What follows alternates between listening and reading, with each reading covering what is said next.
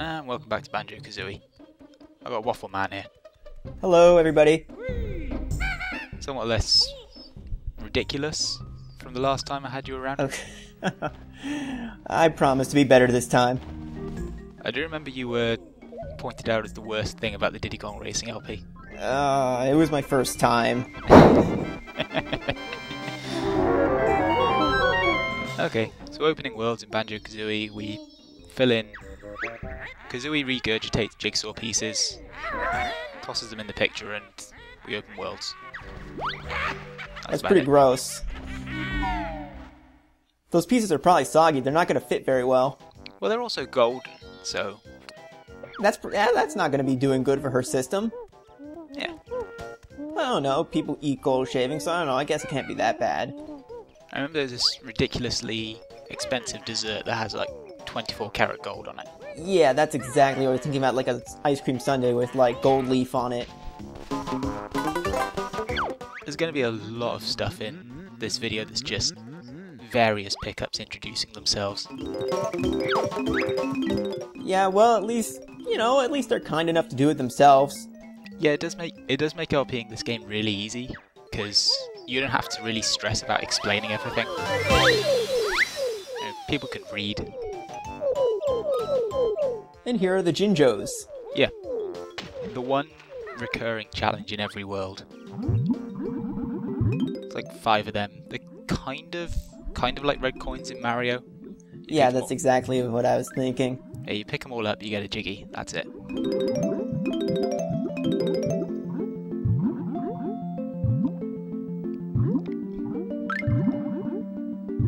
And the notes as well, which is really the big penalty for dying in this game.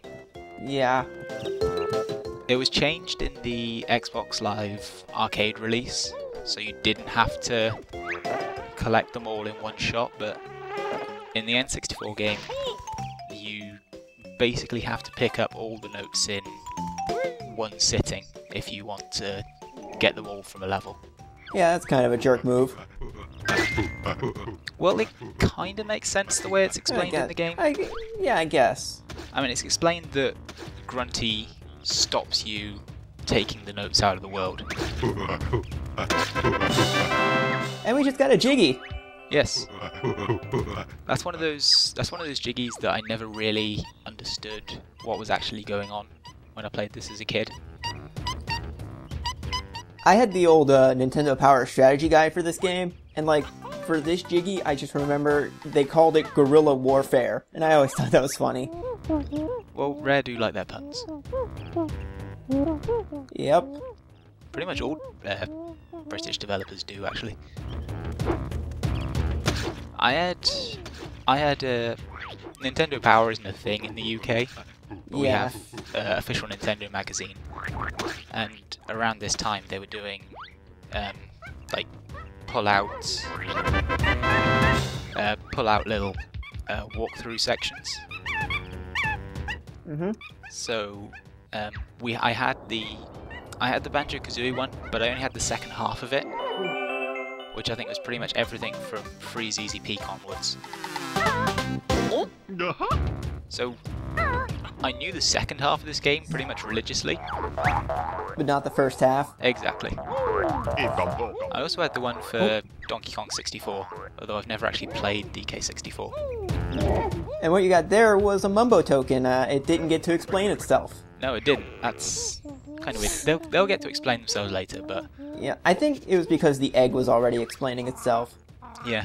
All you really need to know about Mumbo tokens is that to cast magic spells, we need to collect skulls, which is basically the most metal thing ever. Ikom bokom. Yeah. It's also probably my favourite pickup sound effect in the game. I really do like the sound engineering in this game. It's not just the music, like the sound effects, they'll get into your head too. Like the Ikom bokom. Oh yeah. And, there'll be more to comment on that front later on, but I don't know if it was Grant Kirkhope who did all the sound engineering. I don't know whether he just did the music or whether he did all the sound in this game. I know that at least some of the sound effects are actually his voice. I think he did the Ikom bokom. Oh yeah, I wouldn't be surprised in the slightest. And we can fart out eggs now. Gross. Because Rare is, you know, British and therefore loves toilet humour.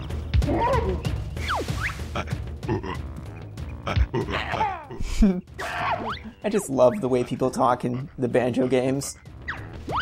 Oh yeah. I love those sound effects. Everything has its own game. Everything has its own voice. And you know, this being Rare, the company that made its own employees, the guards in GoldenEye, I wouldn't be surprised in the slightest if it was, you know, just them in the studio doing the recording. But the thing was how just about everything in the industry was done in terms of voice acting back then.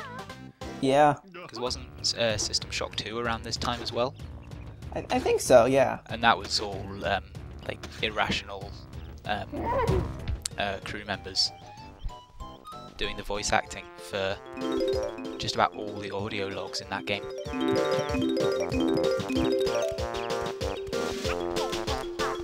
Yeah, and they kind of like, they used to do the same with the Ace Attorney series, where all the voice clips were done by just people in the office.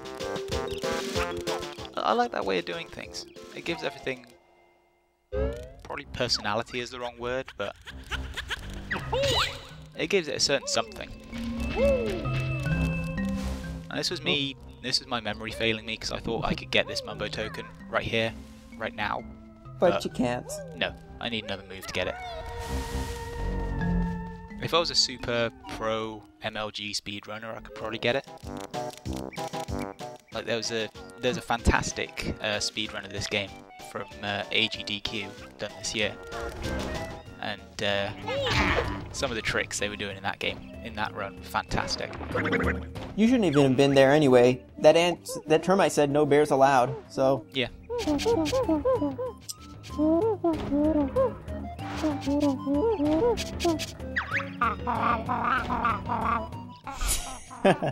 I do like that Kazooie actually remarks that, you know, a lot of these moves aren't actually terribly comfortable for her. Yeah. Especially the Big Buster. I think Bottles is just doing it to spite her. Oh, the Mumbo token gets to explain itself now. And this is a pro jump, look at this. Oh. I think that's the first time I've got that Jiggy and not landed in the eye socket. So like the giant rocks on Spiral Mountain, all these huts throw out this stuff in the same order. It's like the third one will always have that enemy in it. The second one will always have eggs. So you can't just bust one of them and grab the Jiggy, you need to... Oh yeah, spoiler, there's a Jiggy in one of these. You gotta bust it.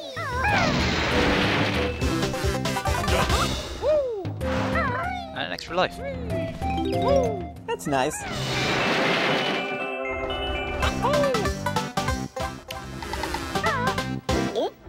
I like that Jiggy just kind of plays with, you know, it expects you to just want to destroy things. Yeah. Like you've got the, what is effectively the ground pound. You're just gonna go smash up whatever's around. And the notes are there as well to this. Whoop. That is nastily hidden. Yeah. It wasn't until I did my first real 100% run of this game that I actually ever found that was there.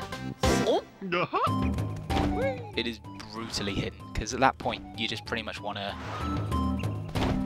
you know, get the... At that point you just want to get the Jiggy and finish the challenge and get the Jiggy while you're still in the zone. Like, a lot of games sort of tend to do that. Like, you gotta do all this, but if you stop right before, you can get another thing. Yeah. It's almost as common as hiding collectibles right behind where you start. Oh yeah, and I've been playing like Donkey Kong Tropical Freeze lately, so that the Donkey Kong Country Returns games that Retro are doing, they really love putting stuff behind you. I think this is the last actual area we need to go to. And the easiest Jiggy in the game. It's just there. Yeah. And you notice we've already got like 8 of the Jiggies. Yeah, we're like halfway through the video. Halfway through and we've almost done with the Jiggies. And got the most useful move in the game. Yep. And this is the sound effect that is burned in everyone's mind forever. Yes, yeah, I was just about to say. Mainly because you're doing this all the time. Oh yeah, because it's faster than walking around with Banjo. And again, if you watch a speedrunner going through this game, as soon as they enter this world, they will make a beeline for this move. Just because it speeds you up on just covering basic ground.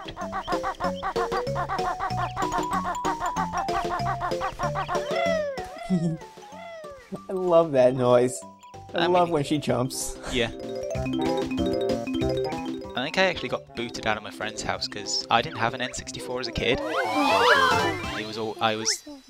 It was the case of I had to go around the local rich kid's house and play his. And I think me and a bunch of other kids actually got kicked out of the house by his mum once for constantly doing that noise.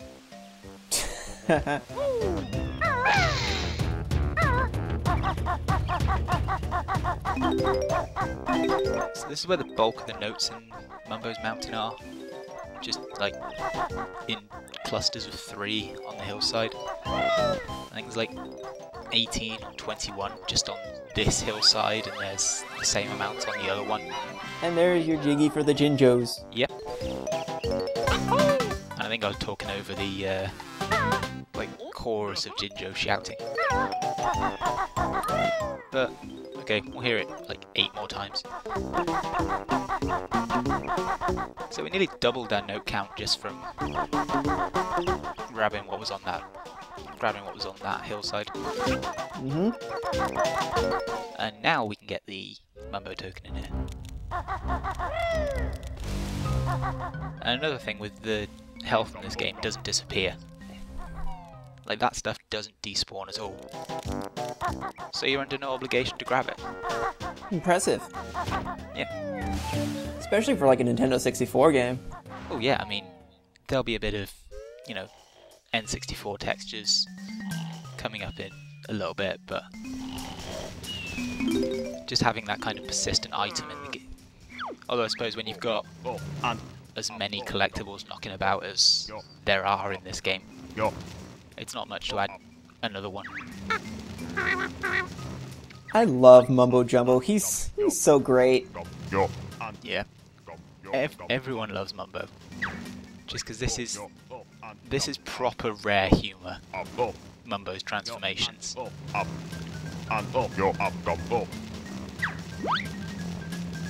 And we need 5 Mumbo tokens. Which we have. Yep. And the thing in Mumbo's hut is there will always be one of those pillars unlit that you can use to get up into the rafters here. And there's just eggs in this one, but there's a bunch of other more valuable stuff in later ones.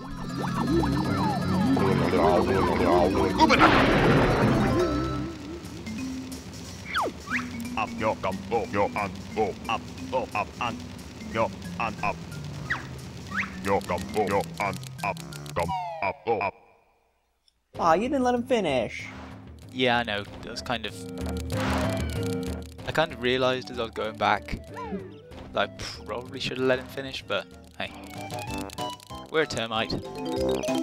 It's kind of like running with Kazooie. You can sort of do steep stuff like this. Yeah, and you can actually do much steeper stuff than Kazooie herself can manage. And that plays with something. And the termites won't be racist to you. I don't know. Again, British developer.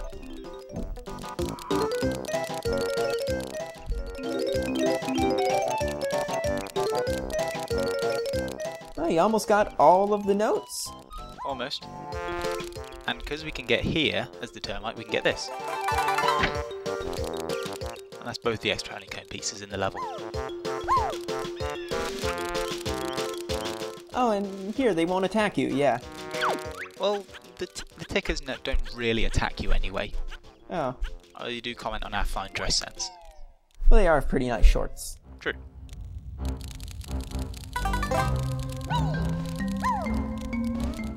Yeah. We couldn't get up here as Kazooie because she just can't handle these slopes. But as a termite we can get in here and grab the last few notes.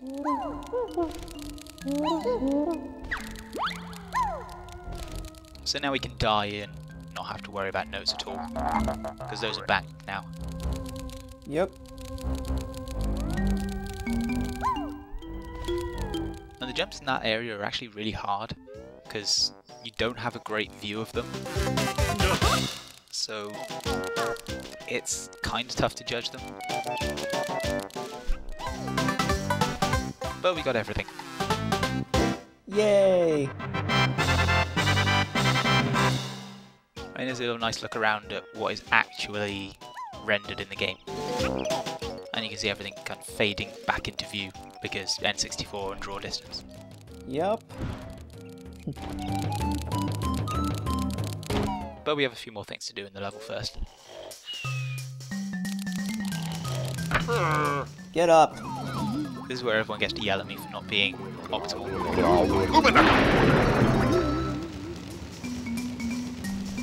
Because the termite can't do anything except just walk around, we need to transform back into Banjo to go do something.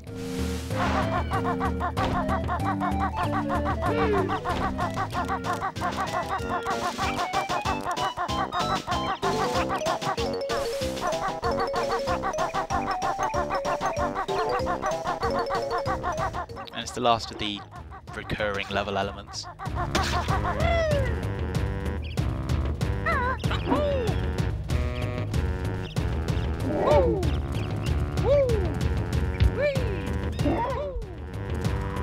The grunty switch. What an ugly mug. Hey, she's the second prettiest woman in the game world.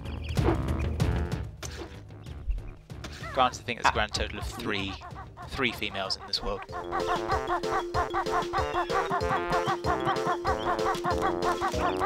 Yeah, there's three. I forgot one.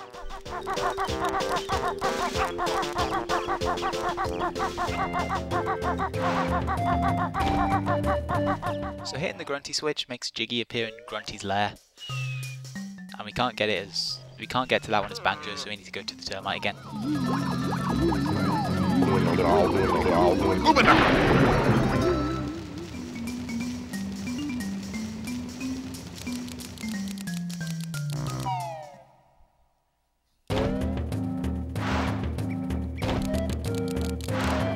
And now we're back to the termite, we can just make a beeline back for the level entrance. Yeah, because these transformations persist outside of the level for a set distance. I always used to think it was a set time. So I thought... Nah, yeah, it's a set distance. Yeah. Because you can't get too far from Mumbo's hut, I think. Although it's pretty generous. It's sometimes a bit weird what that actual distance is. We already did, Bottles. We did. Yeah, we haven't actually seen an oak door yet, but we'll be seeing one in a second.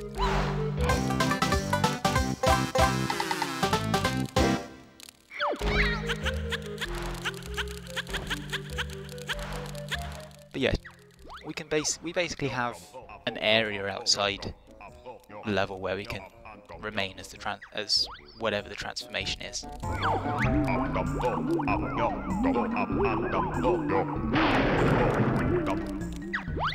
And this will be important later on for opening up more areas of the lair. But also now we've got the talent trot, we can get at this slope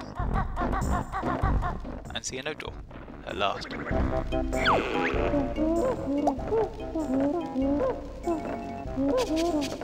These are basically the scourge of people who have never played this game before. And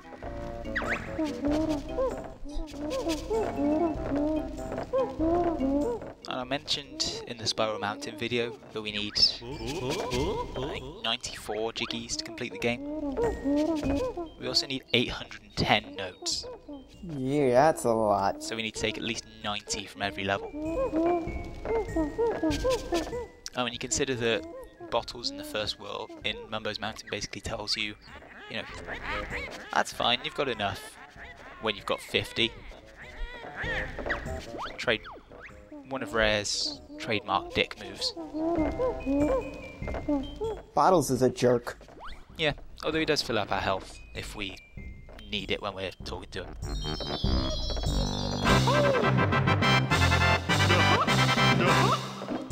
Aw, he's so happy.